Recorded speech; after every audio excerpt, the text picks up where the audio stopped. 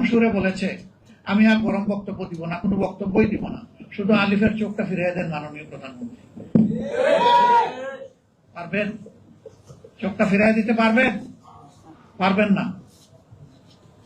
নিরীহ একটা ছেলে, সে কি হাতে অস্ত্র নিয়ে কাউকে মারতে এসেছিল? তার নেতৃবৃন্দকে আঘাত করা হচ্ছে, আক্রমণ করা হয়েছে।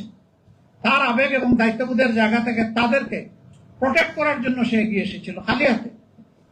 তাকে শেষ করে দিলেন কেন?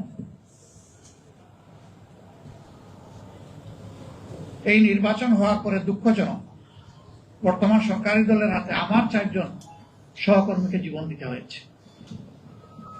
কেন এটা শুনতে হবে? কেন এটা দেখতে হবে? জায়গায় জায়গায় হামলা শুরু হয়েছে, মামলা শুরু হয়েছে। আশ্চর্য। আপনারা মারলেন, মব সৃষ্টি করলেন, লোকদেরকে বন্দী করে রাখলেন,